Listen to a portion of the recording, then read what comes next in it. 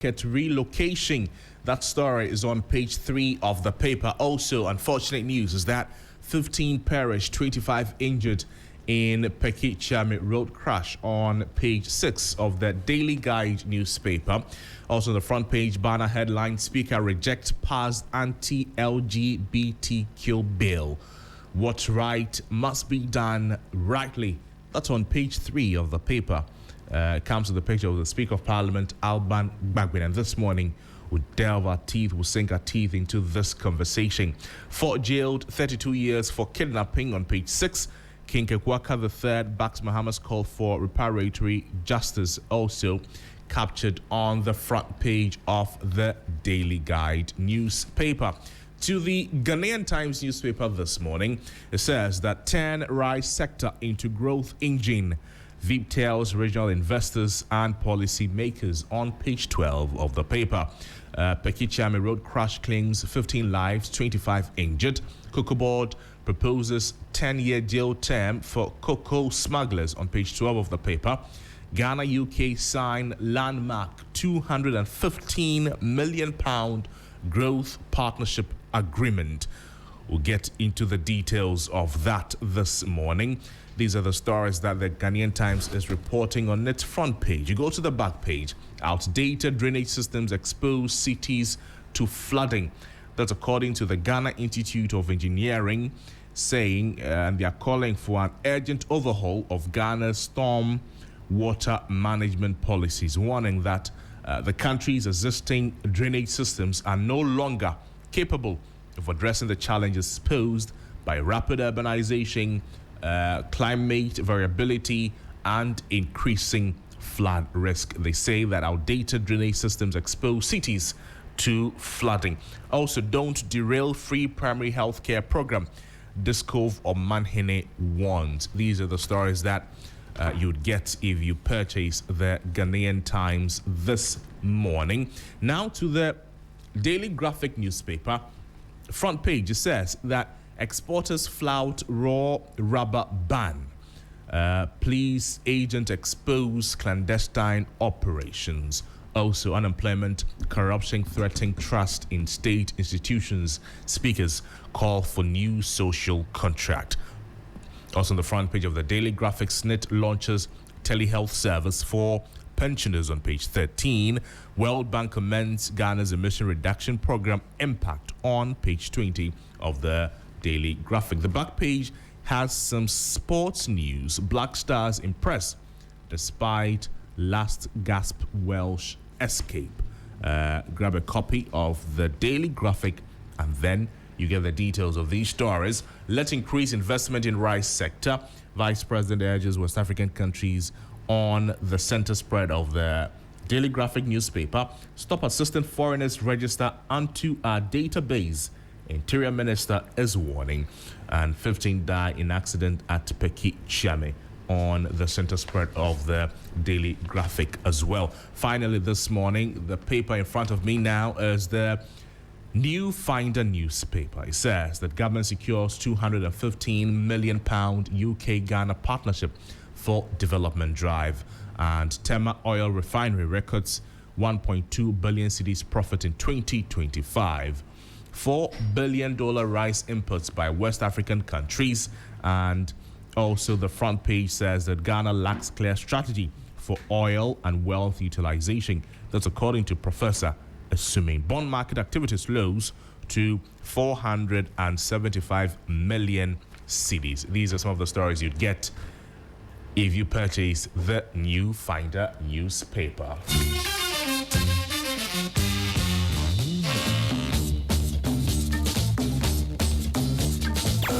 3FM Sunrise.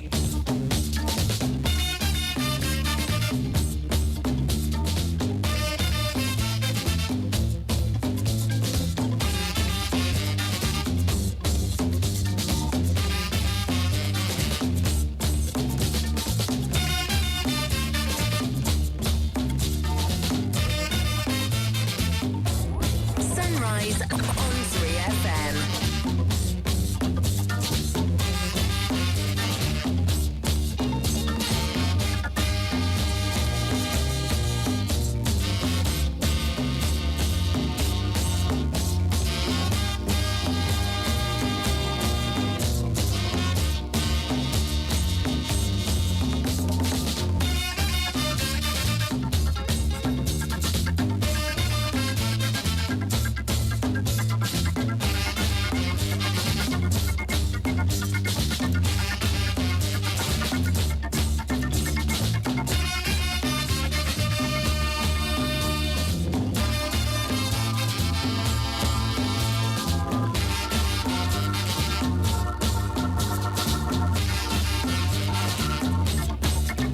this morning, Kay Kujo has joined me in the studio. Good morning to you, Kay. How are you, Senior? Good morning. Good morning, Crosby. How was your night?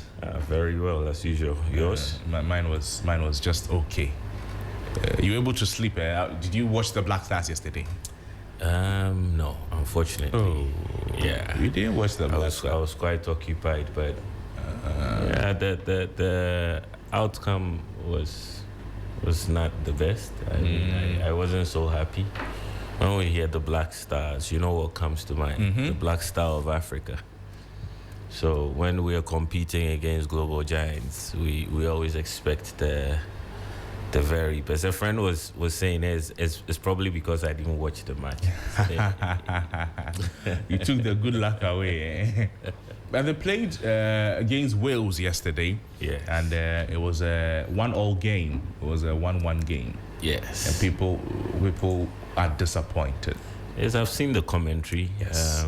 But because I did not watch, I haven't said much. But usually it's the bottom line that matters to me, whether I watched or not. What was the scoreline? Yesterday, so around 8:30, I visited the barber shop yesterday, and when I got there, oh my,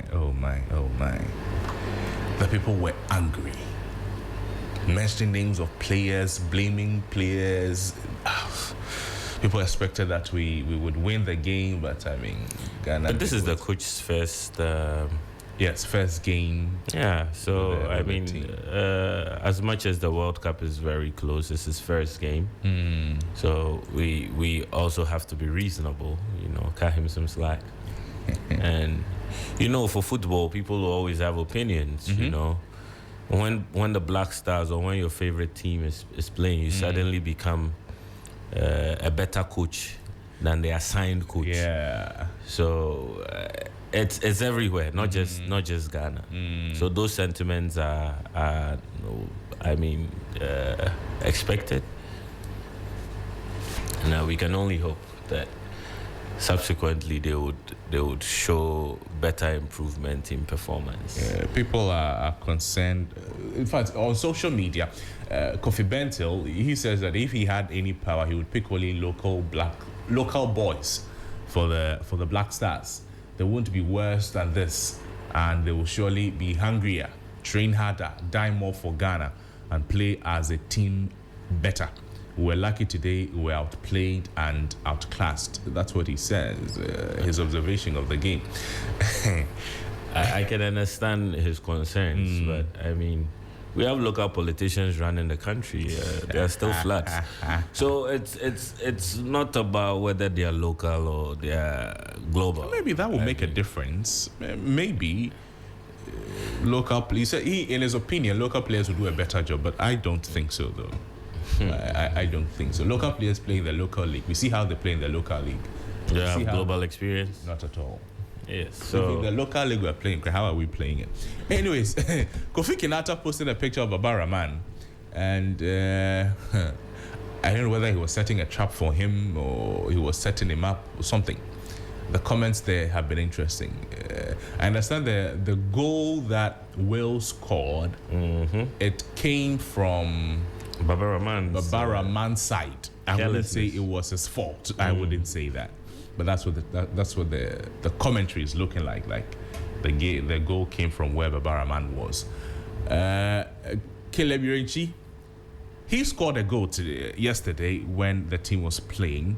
He's one of the new boys. It's not very new to the team though. He has played for the team before. But yesterday he scored a goal, and he said, "Guys, help me to thank God." Full time in Cardiff, Caleb Urichi scored Ghana's goal against Wales.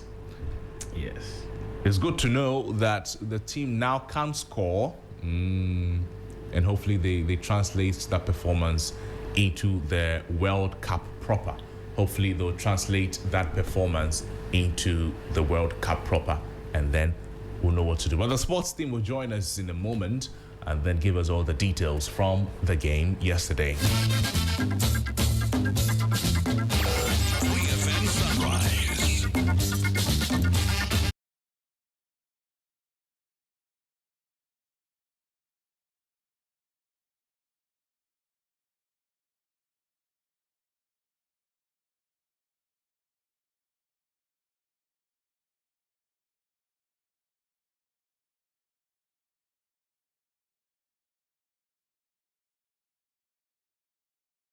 that Tor records 1.2 billion cedis profit in 2025. That story is on page 9 of the paper. And I am pitching this story, or I am just opposing this story against a comment from one driver after the slight increase in fuel price, I think 2 days ago.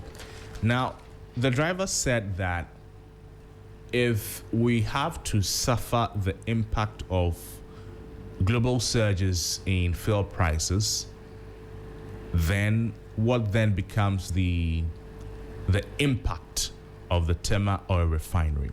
It says that the story says that the Tema Oil Refinery has posted a profit before tax of approximately 1.24 billion cedis in 2025, marking its first annual profit in a decade and sparking cautious optimism about the future of one of Ghana's most strategic state-owned enterprises. However, that's what the story is saying. However, if you look at the impact of the oil refinery in Ghana's petroleum sector, in Ghana's fuel industry, what has become their impact to the ordinary consumer, to drivers, to road users? What are they doing to help anything, Kate? Well, I think for me, good morning in combat. I think he's doing an awesome job. We all know where Tor was some few years ago, and in fact, kudos to the Office of the Special Prosecutor. Some years ago, they found themselves in a position where they saved Tor from commitments that would have probably not brought us this far. So kudos to them. But as it stands, the driver may have a legitimate concern. He may have a legitimate concern. Yeah.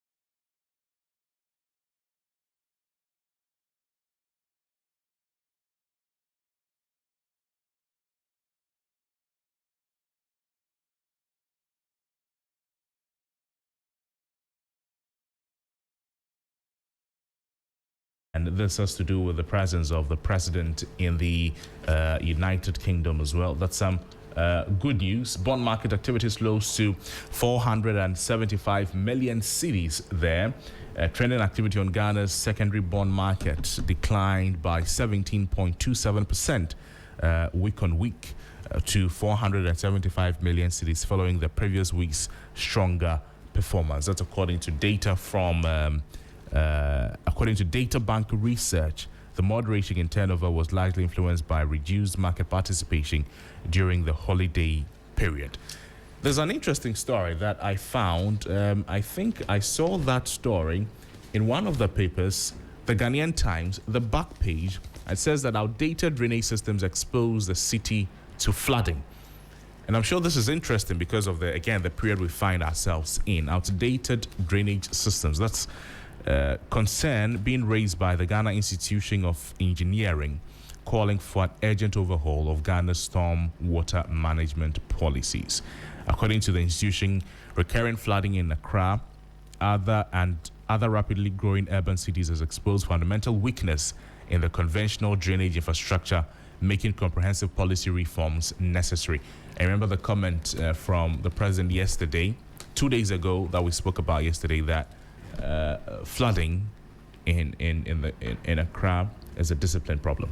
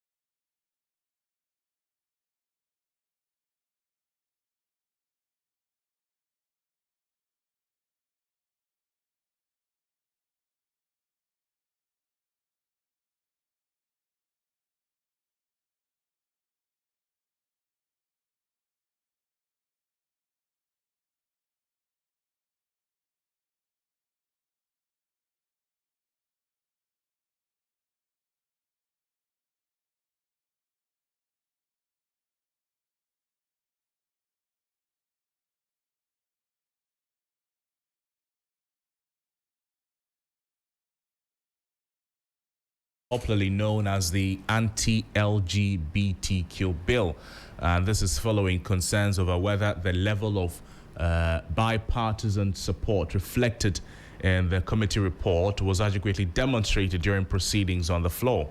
And the directive by the Speaker was issued after questions were raised about the manner in which the bill was passed by Parliament. And according to him, the committee report that accompanied the bill indicated that some members from both majority and minority sides unanimously supported the proposed legislation.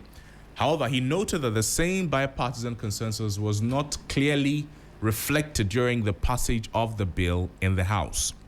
And he explained that where a committee presents a report indicating unanimous or bipartisan support for a bill, the consensus ought to be evident in the proceedings and decision-making process on the floor of Parliament.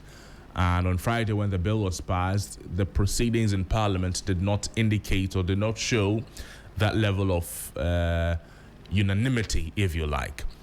The Speaker's view is that Parliament must return to reconsider aspects of the bill's passage and ensure that the bipartisan support captured in the committee report is properly demonstrated and reflected in the legislative process. Kate, were you surprised at the Speaker's comment yesterday? No, I wasn't. I think the President even hinted something along those lines in his interview in the UK. But yesterday, if you quite remember, we touched on the Speaker's concerns when he arrived. So it doesn't come as a surprise to hear that he's taken that position. And I think the Speaker is one experienced parliamentarian. He knows how to hold both sides to account and ensure that there's a level playing ground. So yeah, I'm not surprised at all. His concerns reflect the larger concerns of most Ghanaians who have been speaking to the issue. Yeah. But based on that, do you think there will ever be some finality to all of this? The Speaker says the committee report indicated a consensus. On the floor of Parliament, proceedings did not show that. Will we ever reach a point where both sides of the House, there'll be the consensus that the Speaker is talking about? Well, it's wishful thinking. But sometimes wishful thinking also yields, results. So as much as we are hoping for a consensus, I think as it stands now, the House is divided on the matter. Even the sponsors are divided on the matter. Right. So when we speak of a consensus, we have a long way to go. Within what time frame? That is something we should be asking. What time frame?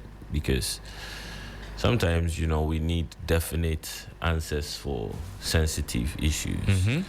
But also Parliament has its own set of rules, has its standing orders. So I'm hoping that, in the shortest possible time. Let's listen to the Speaker of Parliament now. When he was making his statement yesterday, the Speaker commanded a lot of respect yesterday when he began to talk about the subject. To say, he told one clerk to be gone. If that video is ready, let's play it so that we hear exactly what the Speaker said, and then lays the foundation nicely for the conversation this morning. Honourable members, I call on Parliament to rely on the provisions of motions and the conventions of this House to go back to this historic and important bill and reconsider it. The legitimacy, credibility, and enduring authority of any law depend not only on the objectives sought to be achieved, but also in the integrity of the process by which the law is enacted. Procedural law is as equally important as substantive law. What we do here must be able to withstand any legal and constitutional challenges that are sure to come. The bill has from its inception been presented to the nation as a bipartisan legislative initiative. It is therefore my considered view that legislation of this magnitude ought, as far as practicable, to command not merely the numerical support of a majority of members, but also the broad confidence of the House regarding both its substance and the process by which it was adopted. what is right must be done rightly. FM Sunrise.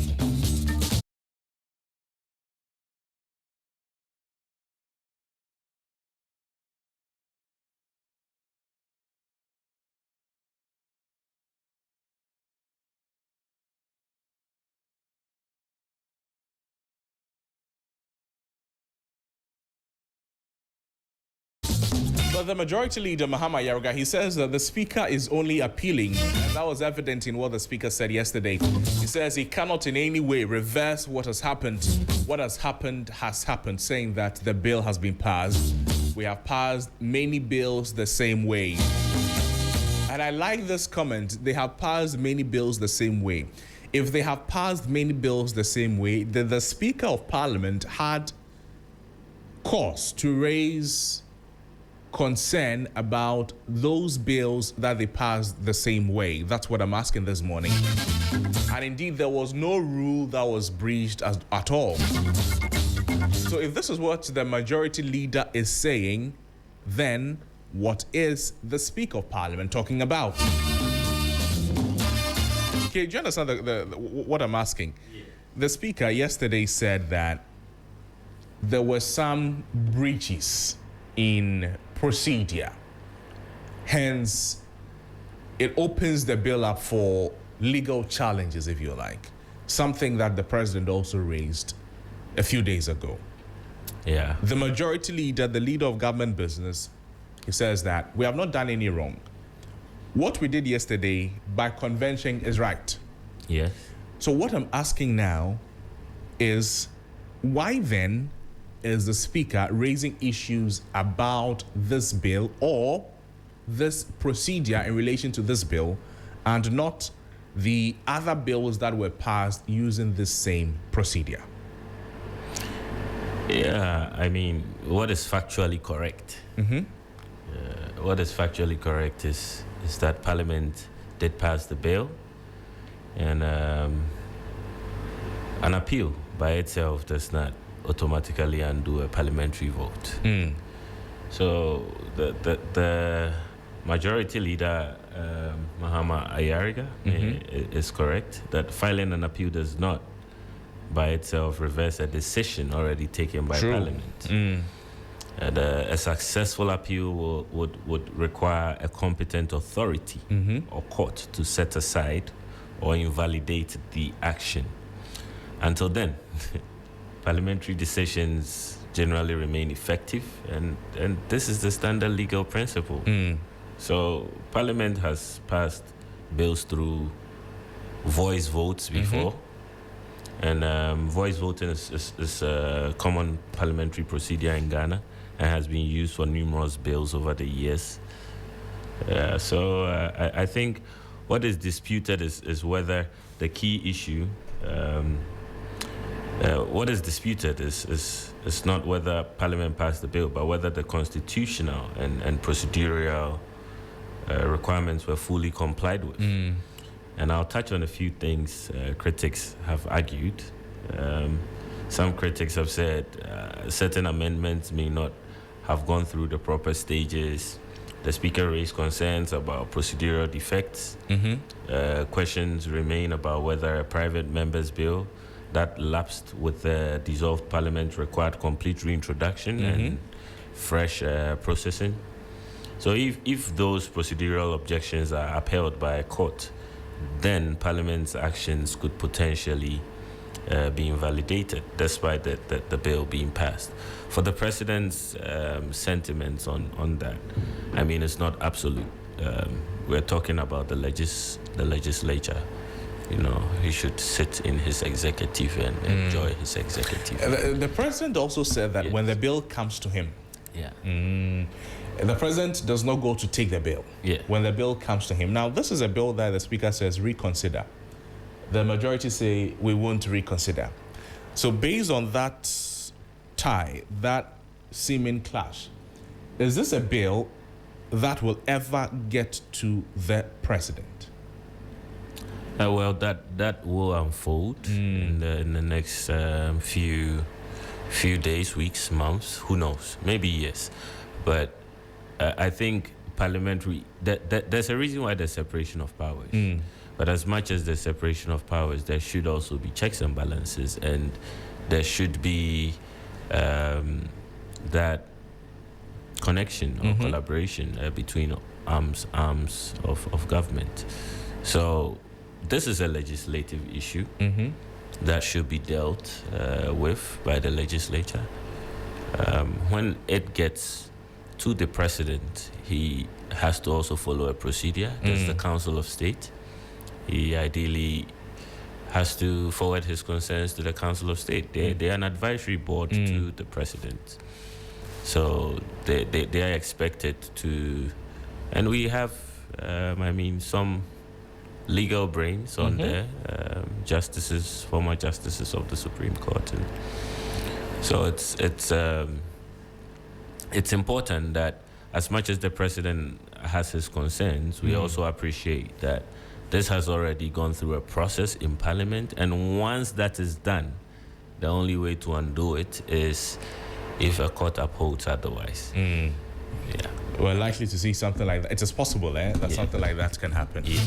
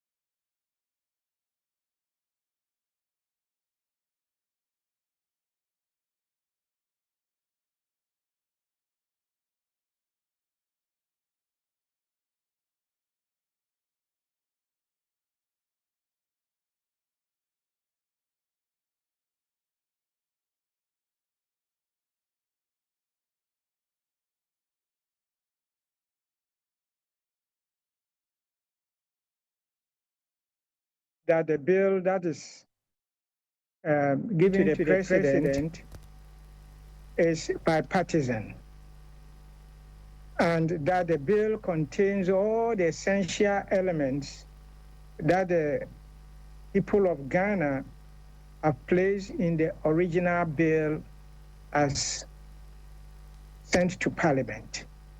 Now, anything devoid of the essential elements of the bill, if even it is sent to the president, will not be what Ghanaians are asking for. And that is why if they realize that certain elements have been eroded from the bill, then it may be very, very necessary for them to reassemble and get all these elements back in the bill. On the other hand, if indeed all these elements are there, then we may not see any reason why another section of Parliament will oppose the bill that has been passed. So we are not within Parliament, and we only hear these things from the members of Parliament. We will plead with them to put Ghana first, to put families first, and for them to come together in any way possible that is allowed by our laws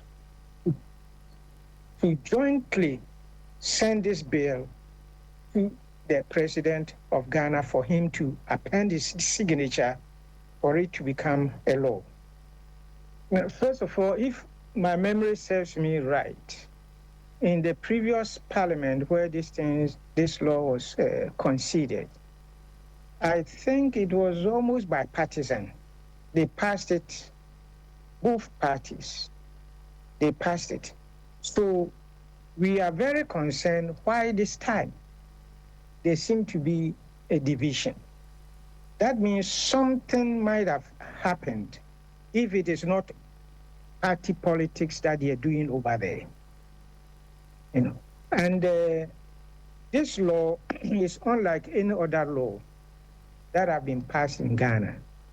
This law is addressing every Ghanaian, alive and for future. Why? Because it has to deal with the family, where we all came from, where we were all bred, where we had our first education in the family, where we were knitted, where we were put together, where we were raised. And I'm really, to some extent, very, very happy that all Ghanaians are interested in this law. Why? Because it concerns all of us. It concerns the very basic cells of our society, the first building blocks of the Ghanaian society. Destroy it, and we disassemble the entire Ghanaian society and country in the medium and certainly in the long term. Consensus does not mean that everybody will do what will agree, but if we are talking about bipartisanship, then yes, once the parties are divided on this law, then you must question, what are they divided over? What is the aspect that they are divided over? Is it because, as it is being said, the law as is presented now is eroded or is hollow of some of the essential elements? Or is it because they have added certain things that does not make the law as it is expected? Or what? What is the beef about? Why are the two political parties in Parliament divided? Now, this is where those of us who are outside Parliament, we find it very, very difficult to understand. And they know the law, they are lawmakers, and why they should disagree on this basic thing that concerns all of us, including them, as to what is good for Ghana, is something for all of us to ponder.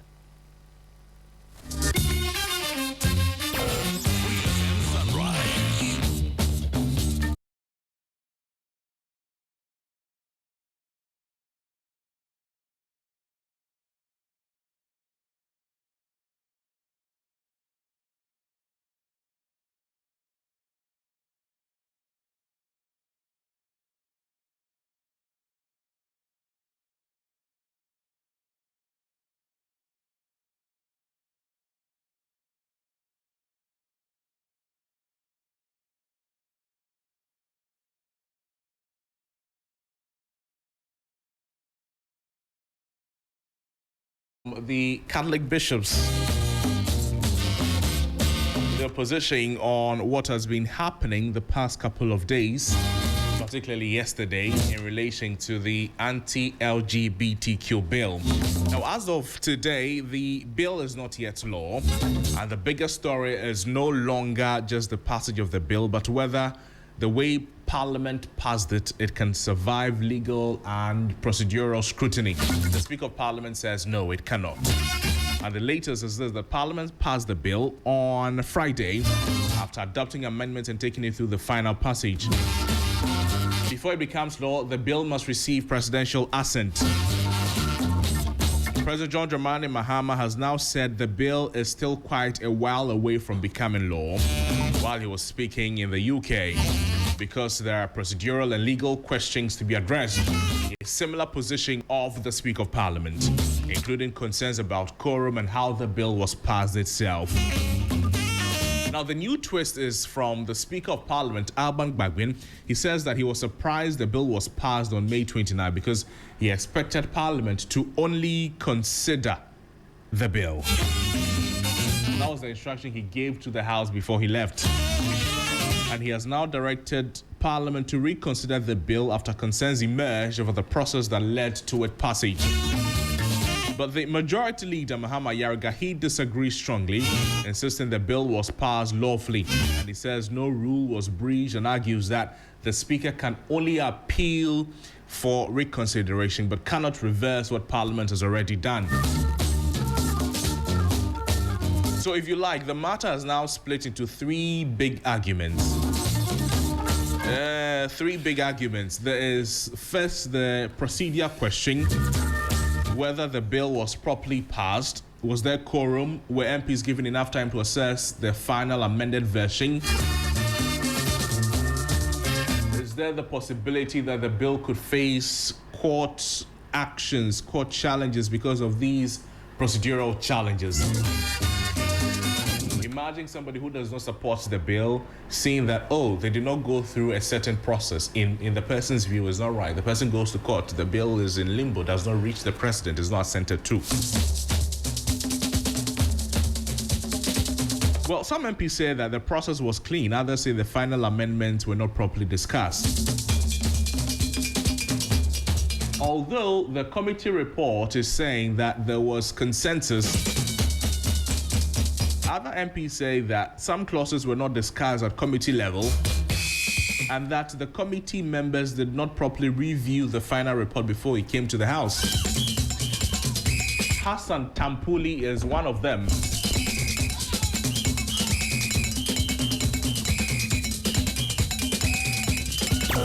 Free FM Sunrise.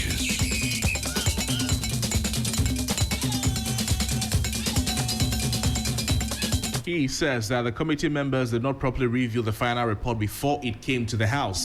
The third is the political and the religious pressure. The Ghana Catholic Bishops' Conference, they say that Parliament should not hide behind technicalities and should place the bill before the President for assent. Their position is that Ghanaians want the bill completed, not delayed by parliamentary arguments. Of course, there's also the debate about the substance of the amended bill.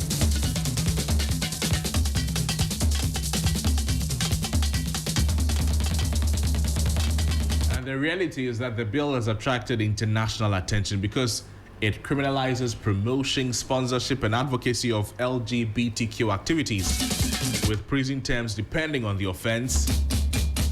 There's also a duty to report prohibited acts and would make offenses under law.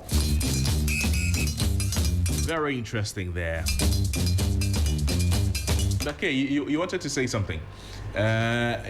So before the Speaker's comment yesterday, there was a post from the Facebook page of the Minority Leader. Now we understand that it was fake. That's what he says. Yes. What do you make of the entire circumstances? I feel if the objective is to make the bill legally durable and constitutionally defensible, then the most reasonable route is not political drama. It should be procedural certainty. And there are quite a few options at our disposal. I think first, if there are questions, they should be the court should be allowed to determine the procedural questions first. So it's the safest constitutional route. If there are pending legal challenges concerning quorum, voting procedure, reintroduction of bill, the Speaker's authority, compliance with parliamentary standing orders, then obtaining a judicial determination will eliminate that uncertainty. And another option is to reintroduce and repass the bill through an unquestionable process. But this may be the most politically expensive option, but it's also legally strongest option. Parliament could reintroduce the bill, conduct all stages afresh, ensure clear quorum, record votes where necessary, and eliminate some of these procedural objections. What happens positively is that it creates a virtually challenge-proof legislative record. And I think that is important for bills or laws as sensitive as this one. And also it will remove the arguments that Parliament cut corners. Yeah. There's also a third option. Yes. Which government bill rather than a private member's bill. This appears closest to Mohammed's publicly stated preference that the Attorney General and relevant ministries could draft a government-sponsored version, subjected to cabinet approval, take it through Parliament as government legislation. And in that case, it presents a stronger executive ownership and easier constitutional defense, better alignment with government policy as well. So the least advisable route would be simply insisting that the bill has been passed. Therefore, the matter is over. And I'm saying that because of Mahama Ayariga's statement. I think he was quite clear in his statement that what has happened has happened. I mean, it's a politically charged standpoint, but it's legally incomplete because in constitutional law, many things have happened and have been overturned. We've had acts of parliament that have been struck down, elections that have been annulled, government appointments that have been invalidated. If you remember the Sansad Dali issue. Yes. So while the bill may have been passed, it does not necessarily follow that the matter is legally settled. True. And I think that's one point we ought to. But there's a little bit of confusion on the president's position. I think his position has evolved over time and has been more nuanced than both supporters and opponents often portray. I think what he actually said is he supports the underlying objective of preserving what he calls Ghanaian family values. And he indicated he will sign a properly passed bill. He has also said the current bill will undergo legal scrutiny. He has downplayed the issue as a national priority. I think, speaking internationally, he described the LGBTQ debate as a complex and sensitive issue, but argued that most Ghanaians' pressing concerns remain job, education, healthcare, food, economic development. However, it's important that government is guided by constitutional human rights, dignity, and social cohesion to ensure the bill is passed without unnecessary political drama. Okay. Yeah. And you mentioned it, the possible routes now that we're looking at. One is that Parliament will reconsider what the Speaker has suggested That's the Bagman preferred route, that the bill may be brought back. Yes. The disputed amendments may be clarified. The MPs will be allowed to properly review the final version of the bill. Yes. And then Parliament may pass it again. It sounds very simple, but it is not something that is likely to be simple because of the positions that both people have taken in relation to the amendments. The majority, the NDC, they are telling us that these amendments that we are seeing now, it is because of feedback from consultations. Feedback also from the criticisms that the bill that was presented to Parliament when the NPP was in power was there. That is what has influenced these amendments. The NPP, however, they say that these amendments, they defeat a certain purpose. They may not reflect the original aim, and it has watered down the entire bill. So again, it will be very difficult for both sides of the House to reach a certain consensus on some amendments, as many as 31 of them, particularly those about exemptions. So this is likely to take a lot of time.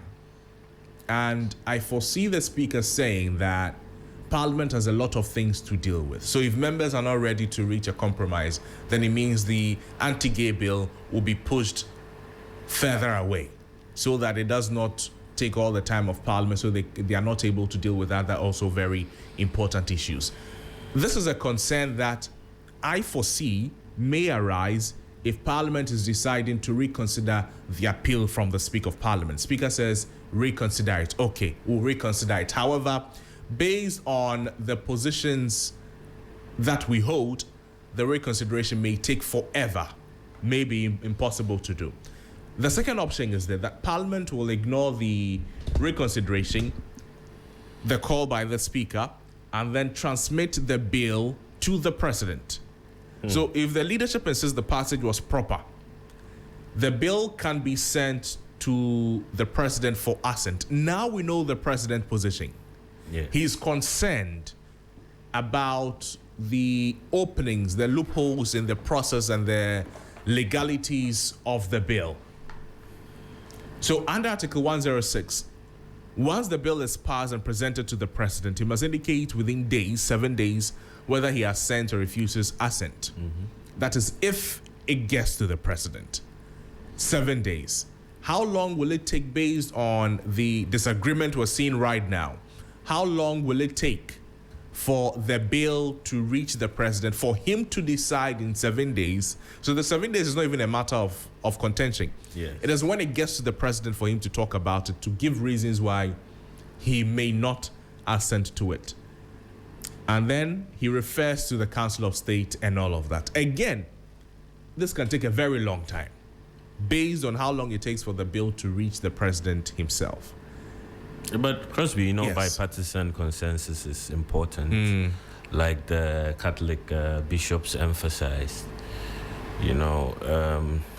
If I were to advise Parliament or the President, I would recommend that we resolve all pending legal disputes, and if any procedural uncertainty remains, repass the bill through an impeccable process. Okay. One that is flawless and ensure presidential assent only after constitutional concerns are settled. What that approach does is it satisfies both sides, because even a 10% representation in Parliament is significant. 10% of Ghanaians is quite a lot. So when there are micro concerns, as some have teasingly put it, such concerns should be taken seriously, especially because of the nature of the bill. This bill should not have any dent. It should be flawless in nature. Will it ever be? Let's speak with the Member of Parliament for Bosome-Freho, Nana Kwame Asafo Adjei. Honorable, thank you for joining us. Good morning to you. Thank you. Morning. How are you doing? Very well, thank you for agreeing to speak with us. Yesterday in Parliament, the Speaker had a statement to make. And that was in relation to what happened on Friday when the bill was passed while you were there. And in fact, on Friday, you stood up and then advanced an argument. Now, based on the comment from the speaker yesterday and how the journey of this bill has been in recent times, how would you react to the seeming back and forth, lack of consensus, lack of agreement, and possibly not knowing where to go from here? Oh, thank you. And my regards to your listeners and your followers or viewers.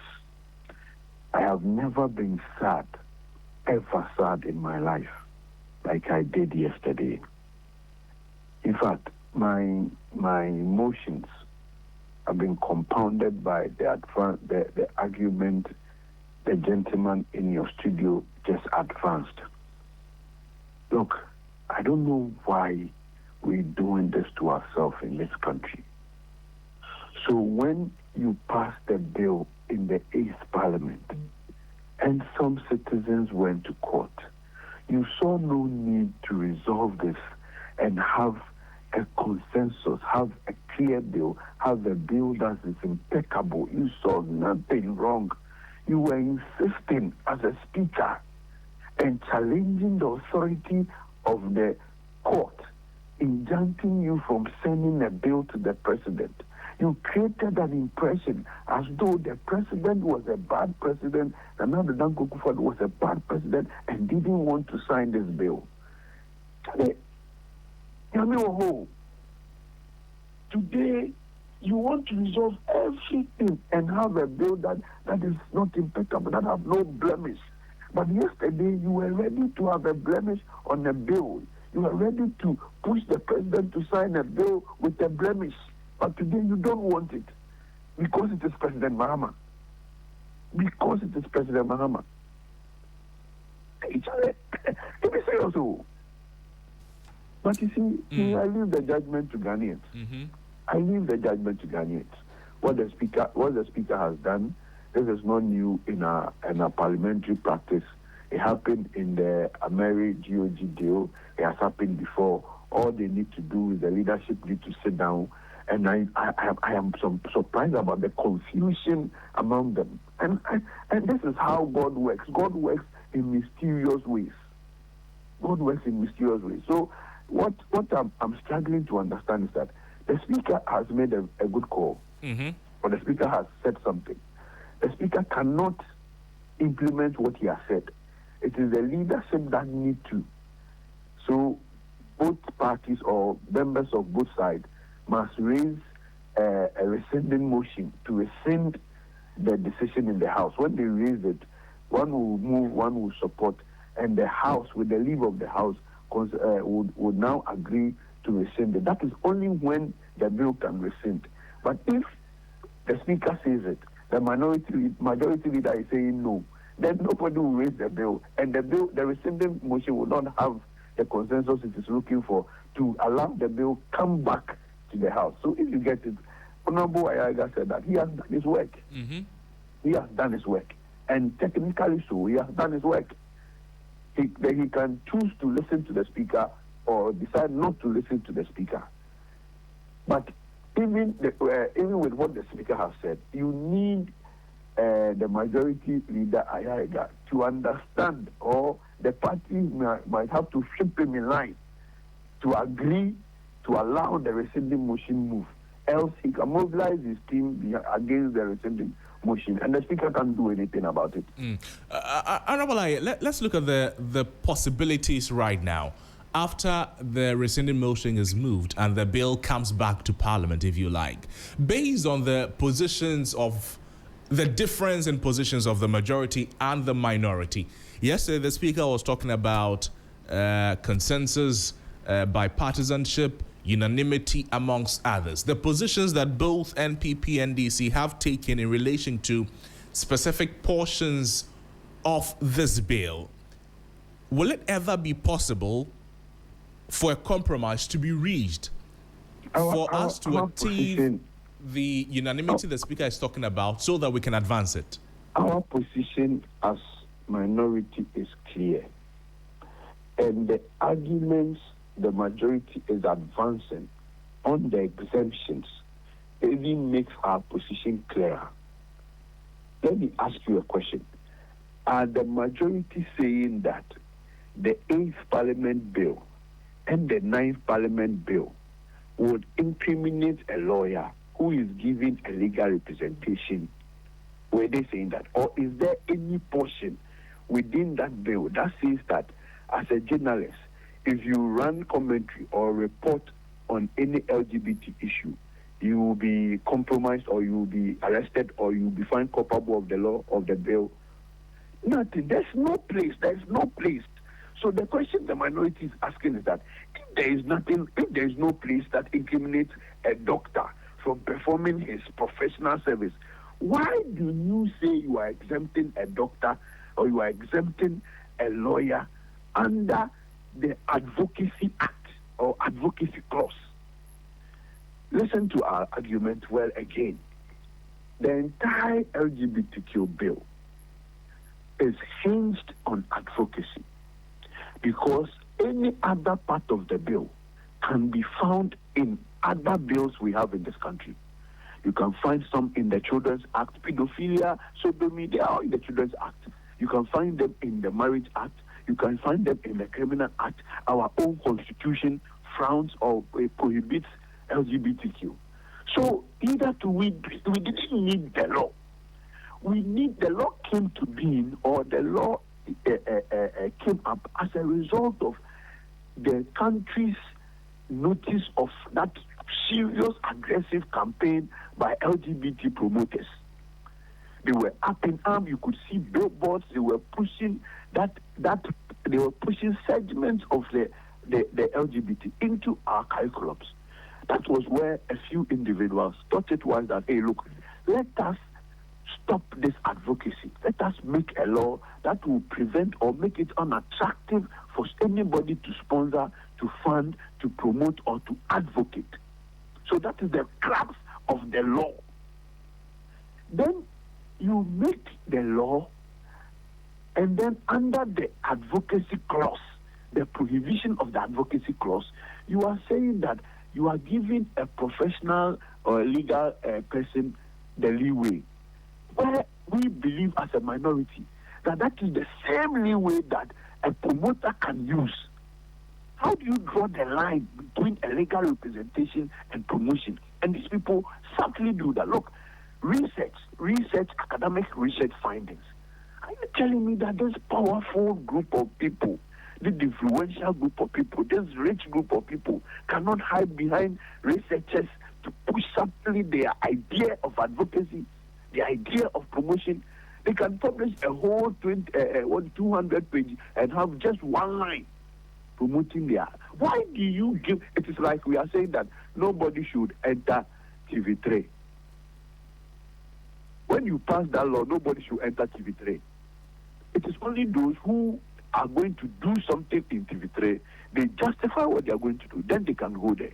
But when you say nobody can enter TV3, but Kwame Kwesi Yao Efia can enter TV3, then you are telling them that they can go to TV3. So you are saying that under the prohibition clause, any other person is prohibited apart from this one. Then you should as well say that all the restaurants that will provide services for the LGBTQ persons are prohibited under this act. Okay. Everybody, the taxi drivers that will render taxi services are also prohibited. Okay. Because it is strike knowledge. There have never been any lawyer who represented a thief and we claim the lawyer is a thief. Rightly said. It has never happened. Rightly said. Honorable, So why do you give that leeway there? And we believe that is what waters down the potency of the bill. Right. The bill is hinged on advocacy. Right. For us, the minority, if you take that clause out, we are good. Okay. Else, we don't think we don't have any idea how we are going to compromise on you giving those exemptions. So I don't see us agreeing as minority. And it brings me to my next question, and it's mainly because of the last comment you have made that if the proponents or if that amendment is taken out of the bill, you're good. The minority is in support of the bill. We are fine. We were fine. All the 31 amendments We spoke about it. We spoke about the hypocrisy of the NDC. But this... When we raised it then, they didn't allow it. But now they have come to realize that when we're talking... I was speaking with the chairman of the Constitutional and Legal... I've forgotten his name. And he said that the 8th Parliament Bill had critical human rights issues. And I was so sad. Hey, so you knew this. And you created the impression and demonized the Akufo-Addo. When the Akufo-Addo had not even gotten the bill. Today, the bill is passed through. But you see, Mahama hasn't gotten the bill. So can somebody say that Mahama is hiding behind the speaker to delay the bill? It's a strategy to put to delay the bill. Can someone say that? If the NDC is also of the position that the amendments are cast in stone, we don't want to touch it, and even if Parliament or the leadership of the House agree to bring the bill back for reconsideration, just like the Speaker is saying, but the positions of both sides of the House is not making it possible for an agreement to be reached, what then happens? You know, sincerely speaking, we do not have the numbers. True. And the best we can do is speak and make our point to the public to understand the issues we are saying. So are you saying that the new bill you have, if you take the exemptions off, when a media person is reporting on an LGBT issue, he will be arrested? That is it. I'm asking you a question. So let's assuming without admitting that we have spoken to the majority. They now understand that they are going to take the exemptions away. So when they take exemptions away, are we saying that because there is no exemptions, when a lawyer is representing an LGBT client, he would be arrested or he will be taken as an LGBT activist? I don't think so. Or are you saying that when the exemptions are not there again, and you, a reputable journalist like yourself, you are reporting on an LGBT story, you will be arrested? I don't think so. So why do you keep it there? Why do you create a controversy about this thing? Why do you keep it there? We believe strongly that it is one of the concessions they are making. And these LGBT issues are largely advanced by the lawyers. So why do you give a leeway? Why do you give a leeway? Nobody can see anything about LGBTQ if it's not the media, if it's not the TV, if it's not the social media, if it's not the internet. They write reports, they put articles, they put journals about LGBT promotion. The same area they we used to do those things, you are exempting them. So then it's better you don't pass the bill, because like I said, the bill, the essence of the bill are all over in our laws in this country. Apart from the advocacy, it's all over. It's all over. And you should be scared why they give that exemption under the clause 9. And that they didn't give the exemptions anywhere. You could have just picked it and go and write somewhere that if a lawyer is in. But under the advocacy, we are saying that nobody should advocate. But you are saying that if you are a lawyer and we are providing a legal representation, you can advocate. That's what you mean. Okay. That's what you mean. The second scenario, Honorable, that we would want to look at is this, that Parliament does not heed to the suggestion from the Speaker, coming on the back of the position of the majority leader, for instance, and that it is the opinion of Parliament that the bill has been passed.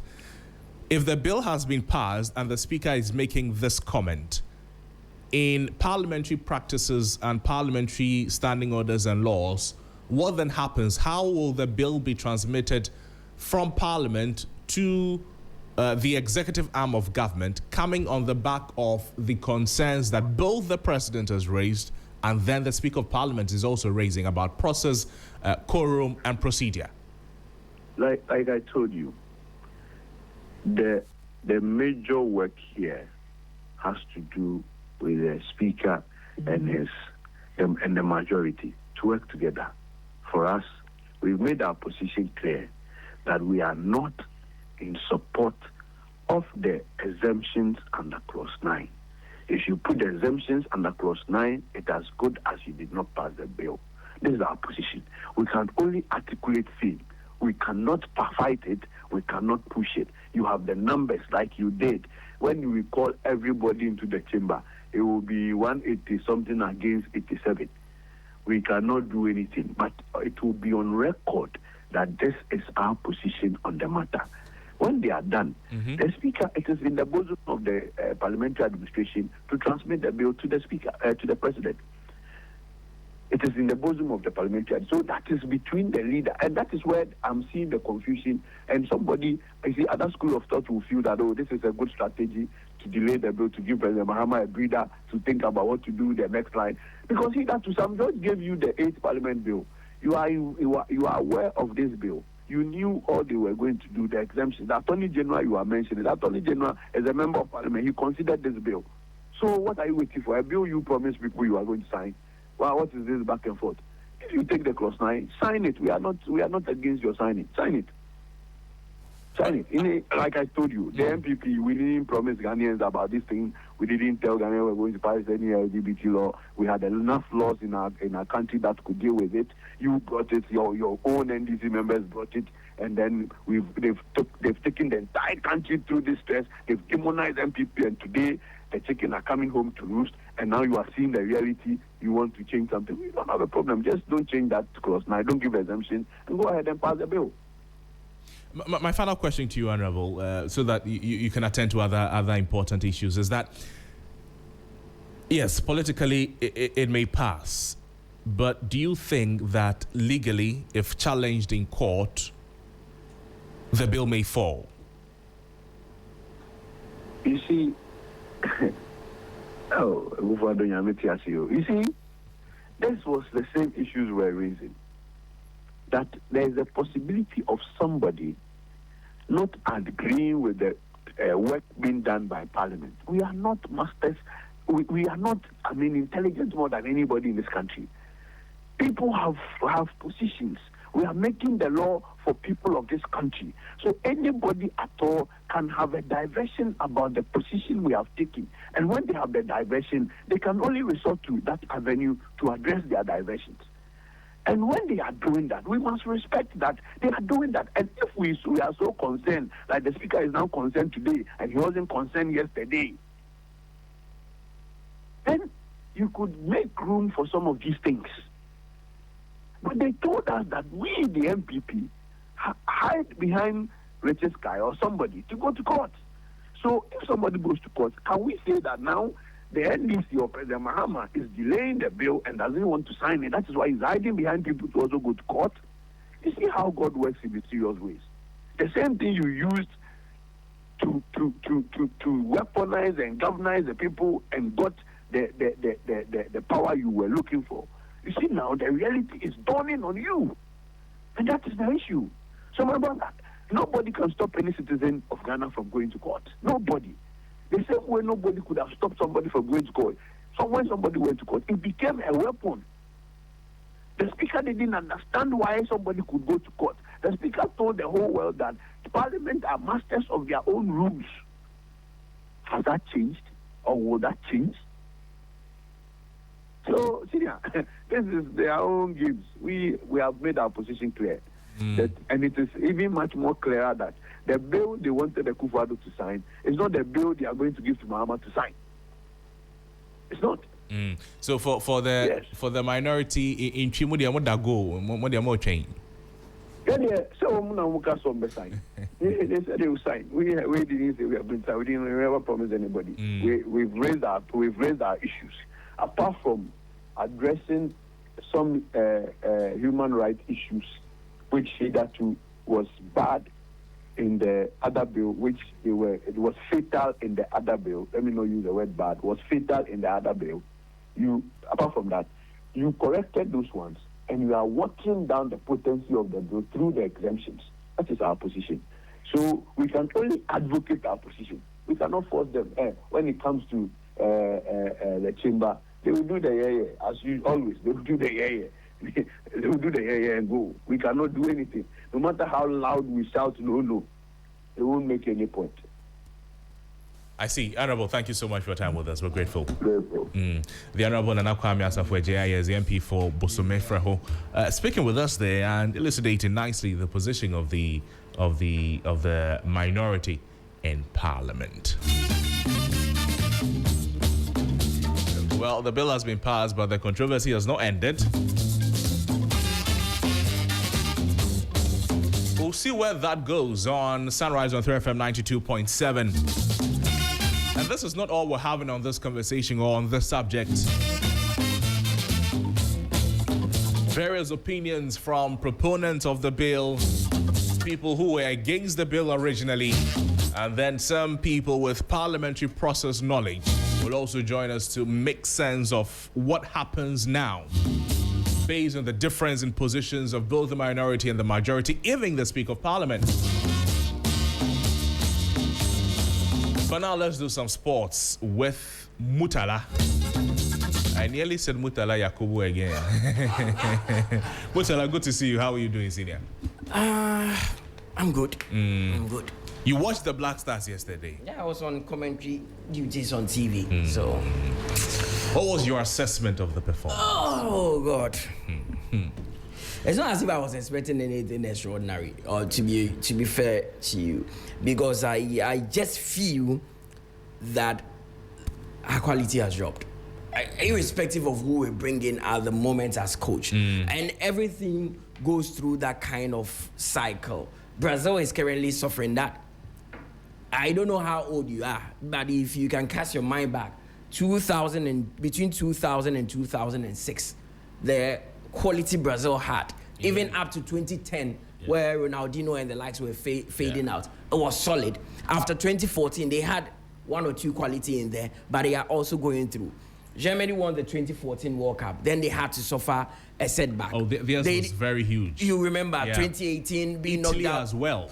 Italy has gone through that. England has gone through that. Even Spain has gone through that. Argentina has gone through it several times. So I feel Ghana is at that point, because our best squad that I have seen was from 2006 to 2014, where we went to Brazil. 2015, we got to the AFCON final. Then after 2015, we started experiencing that downward spiral. Since then, we've not been able to recover. And I think we lack a lot of quality in this team. It's not really about who comes in at a coach. We are at that crossroad where we must accept that we lack quality, and we shouldn't expect too much from this team. We should hope that they would go out there and do. I think that there were some positives we could pick from yesterday's game, because after we heard that Jiku is also injured and can't play the World Cup, but we're all asking ourselves, what do we do with our centre backs in the absence of Jiku? We saw Jonas Ajete make 2 errors against Austria, Germany. Remember the handball that caused the penalty? But yesterday he stepped up. But Wales is a different opposition to England. Kiefer Moore, who was playing the number 9 role for Wales, is different from Harry Kane. You can't compare them. Musa, who plays the number 9 role for Croatia, is different from Kiefer Moore. Luka Modric, who plays that number 8 role for Croatia, is different from what Ethan Ampadu will do here. So, I mean, the quality of opposition also matters. But I was impressed by one player. What's his name? Marvin Senaya. Oh, the right back. You remember the issue with Togo wanting him to play for them, and he opted to play for Ghana. We saw him Togo even named him in he named him in the squad. Yeah. We saw him make a cameo in that game against Germany. But yesterday he had the luxury of playing full 80, at least 80 minutes in this game, and he showed quality. But a good replacement for Harrison. Eh? We should be worried about the lack of goals in this team. Our last 6 friendly games we've played, we scored just 3 goals. We should be worried. You look in our team, and people are talking about Antoine Semenyo. Yes, he does well for Manchester City, but Semenyo has played over 35 games and he scored just 3 goals for the Black Stars. Iñaki Williams has made over 20 appearances for Black Stars. He scored just 2 goals. Jordan is our top goal scorer in the qualifiers. He scored 7, but Jordan has never scored at a World Cup before. And this will be his 3rd World Cup. He only has 1 assist to his name. It took Calibri and Chi to come from the bench to score for us. We should be worried about the lack of goals. And I feel we should play one final friendly game before we go into that Panama game. Which opponent? It was Honduras, but Honduras pulled out. As it stands, we are being told Jamaica, discussion with Jamaica is far advanced, but the issue is venue where we're going to play that game at the moment. But we should play one final game where we'll have the full complement of the team. Semenyo would play and all that. But I also felt our best midfielder was a bit rusty yesterday. Thomas Partey. And it's understandable. He's not played much for Villarreal. And you know, of the pitch issues that he has and all that. A lot has gone on with Thomas Partey in the last 1 year. Too. Of course, now he's 32 years of age. He's not getting any younger. So, I mean, it's understandable he was rusty. What's your opinion on Baba Rahman? Well, I am one person that is really indifferent when it comes to Baba Rahman. I feel he's a good player, but he's one that has the microscope on him more than any other Ghanaian player. Often unfairly judged, criticized. It's because of the affiliations. Yes, it happens. Baba Rahman's affiliation with the FA president is one that has put him under the microscope. I would say that. Because in the game, I can count about 5-6 times that Gideon Mensah was dribbled past by Dan James. But nobody remembers it. But once Baba Rahman came in that 5 minutes, the microscope will be on him. And especially with the controversy surrounding his comeback to the Black Star. He been out for 3 years. Then all of a sudden a World Cup he comes back. Derek Cohn is dropped. And Baba already doesn't have the love of a lot of people because of his affiliation. It caused a lot of controversy. So people were just hoping to see what it brings in there.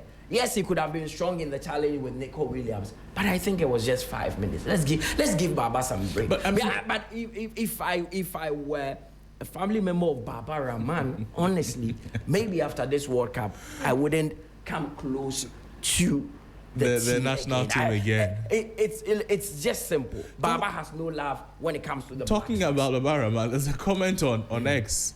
This one is from Don. It says, Baba Rahman, dear, I don't think his natural position is a left back. His position is to be left back at home. From Don Oppressing. That's funny.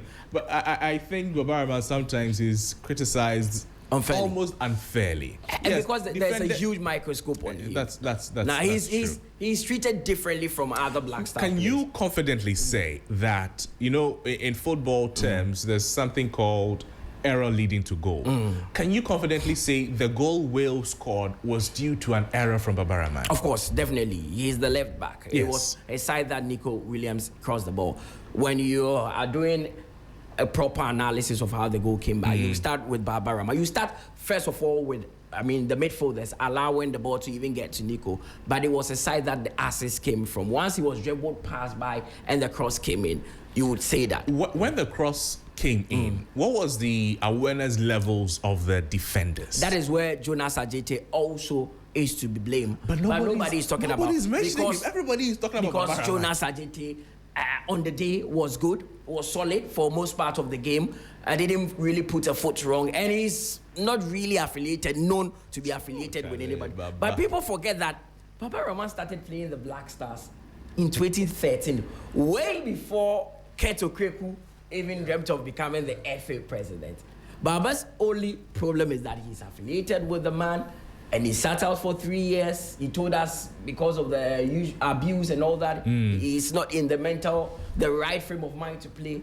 But I think that his comeback, there should have been a proper announcement and all that. And people are agitated because Derek Cohn was dropped mainly for Baba Rahman. And it's no-brainer because Gideon Mensah was always going to be there. And it looks like it is Baba Rahman, because of Baba Rahman, that they dropped Derek Cohn, because you can't pick 3 left backs for such a tournament. Definitely you go with 2.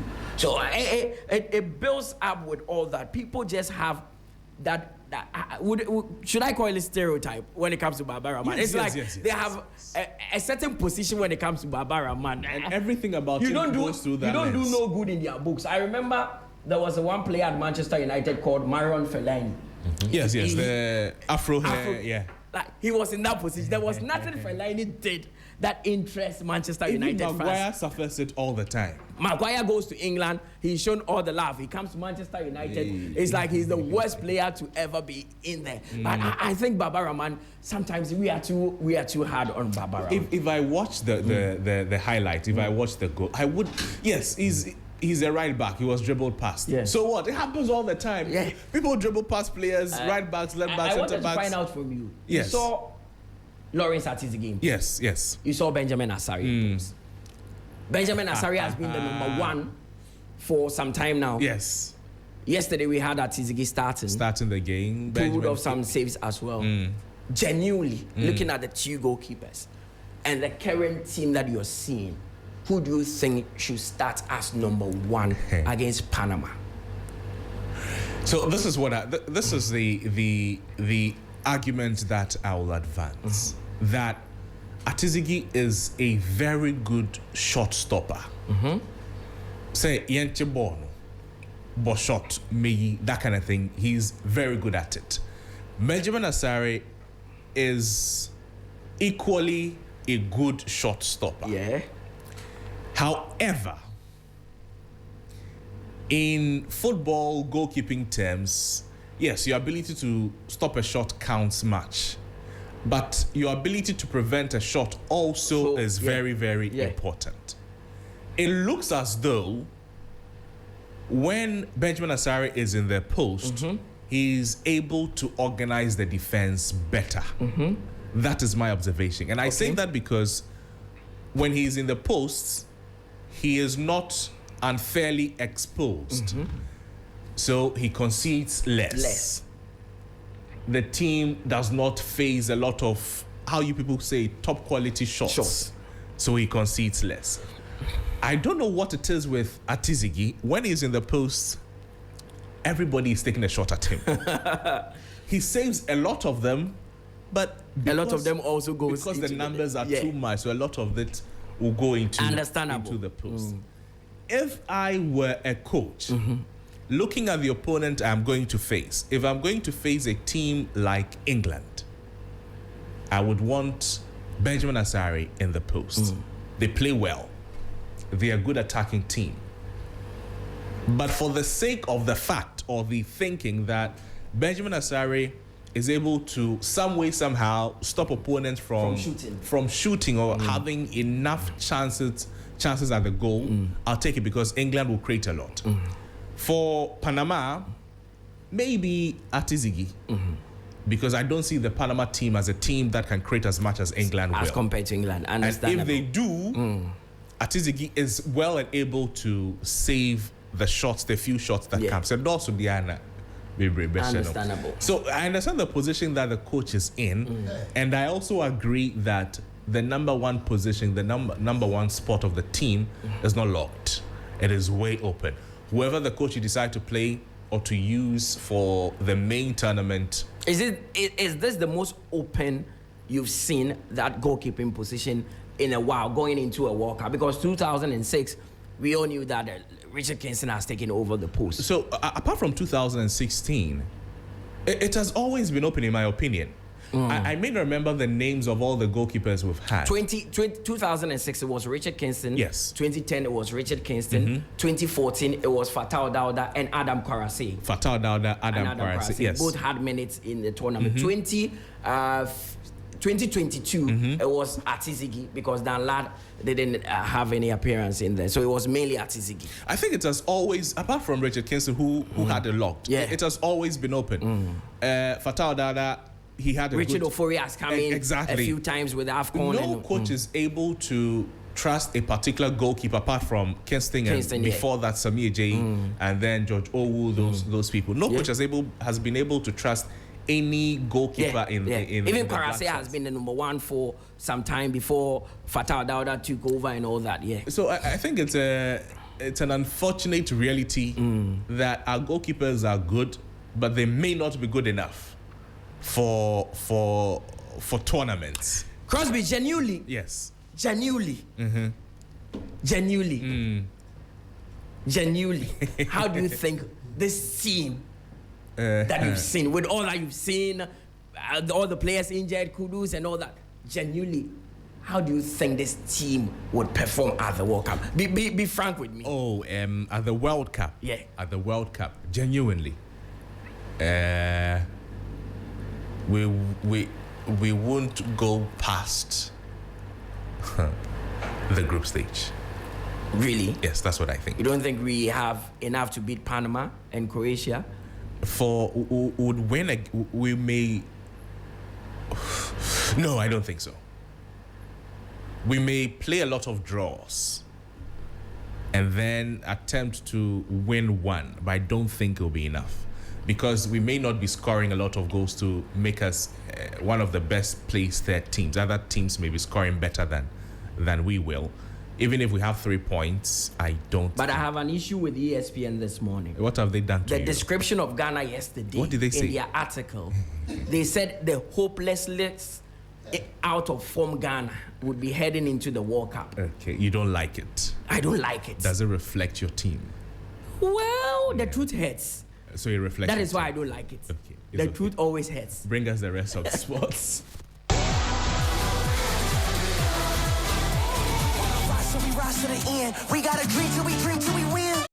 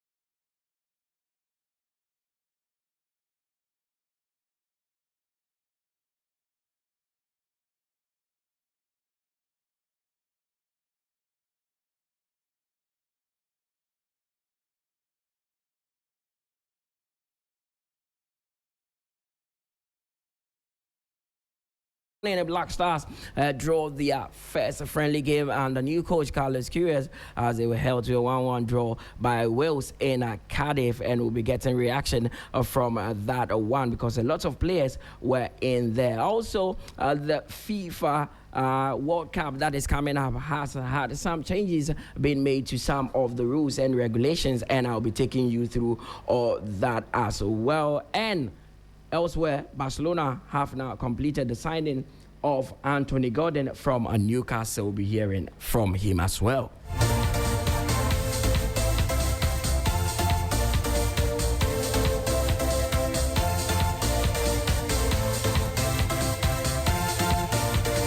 We started from the camp of the Black Stars, where Ghana were denied a winning start, and the new head coach, that is Carlos Queiroz, after a late Wales equalizer, forced the Black Stars to settle for a 1-1 draw in an entertaining international friendly ahead of the 2026 World Cup. Goals each in the second half means Ghana are yet to pick a win in their last 6 games. General manager of MG Sports, Michael Otieje, who is currently with the team in Wales, was at the stadium and filed this reports. Another Black Stars game, which means we have to walk through the major talking points. So far is the end to a really miserable losing run. But that losing run went on for a mighty long while. It's been going on for 6 games now. It went on for 5 games. The fact that the Black Stars didn't lose this, though, will be scant consolation for Coach Carlos Queiroz. She put on quite a brave face in the press conference moments ago when he talked about how solid the team looked. He said he saw a lot of positives. He said he saw a lot of evidence that his team were assimilating his right lessons in training. He said he liked the way they took on board his lessons. The defender Jerome Opoku joined him for the press conference, and he also said they took the Gaffer's lessons, and he said that he thought they played pretty well. I think Opoku, one of those players who came out of this game with a lot of credit, both he and Jonas Ajete, and that sort of sums up in many ways the way Queiroz wanted his team to play. He wanted them to keep it as tight and as much at the back. There was a question about ball possession, and he said that there's no point having 80% and losing, and he said that as far as he was concerned, really that is immaterial in the way a team plays. But he was quite happy with the way the team played over the 90 minutes. I also thought that in the first half, Atizigi was brilliant. The save that he pulled was great. He looked assured, he looked calm. It looks like the competition has brought a lot out of him. So brilliant outing by him. And even when Benjamin Asari came on, he wasn't bad himself. Gideon Mensah was all right, but a lot of work needs to be done. And his case may have been held by the fact that it was pretty obvious that Babaraman didn't look exceptional when he came on. So that one of those areas that we need to be keeping an eye on. Interesting for me was Enes Nyama criticized and questions about why he was there. I think he showed the quality about why he needed to be there. That is Michael Otieje talking about the Black Stars and their draw yesterday. Now, Caleb Renchi, who got Ghana's goal, has been praised by Carlos Queiroz after the young midfielder came off the bench to give Ghana the lead. And Carlos says that there's more that could come from Renchi. Very much. I think it's a great player with a great future. It's still young, have a lot of things to learn. Because in this level, everything is so fast that young players they need to have the talent and experience. And I do believe that this young player with more games in the legs, with more experience, can become one of the best players of Ghana national team in the midfield. I think it is his position, midfield.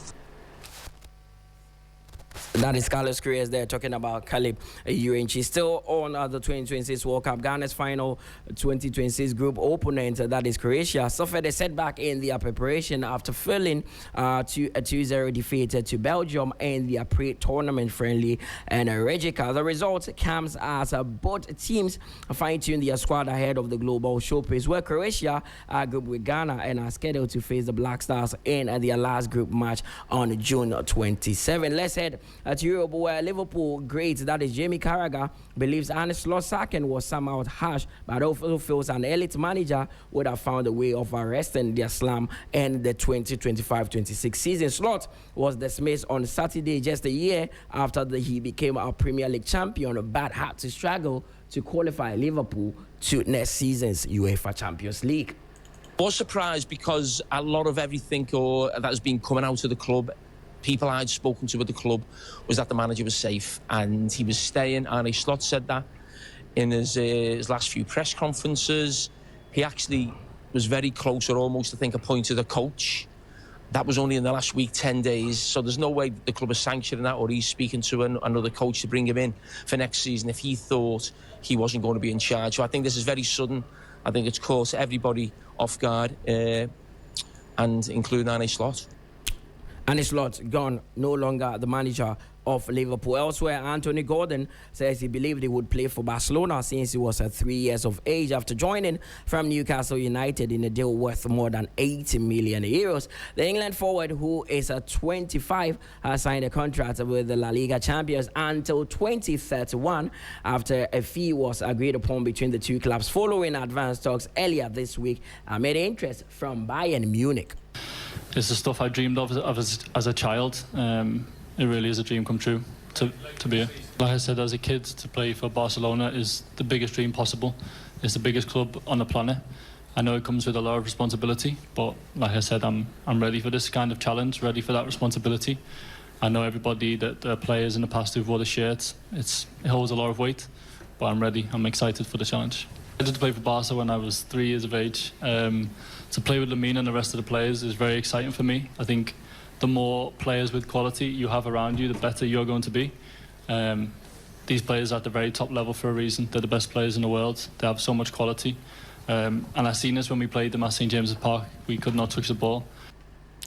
That is Anthony Gordon, new Barcelona signing. Let's finish off with tennis, where Alexander Zverev's pursuit of an elusive Grand Slam title remained on track with a comprehensive victory over highly rated teenager, that is Rafael Jorda, putting him into the semi-finals of the French Open. The second seed, Zverev is the highest ranked man left in the singles after draws a series of shock exits in Paris, where he would face a Czech 26th seed, that is Jakub Mensik, for a place in a Sunday's final. That's all by way of sports here on 3FM Sunrise. My name is Mutala Yakubu. There's more after this.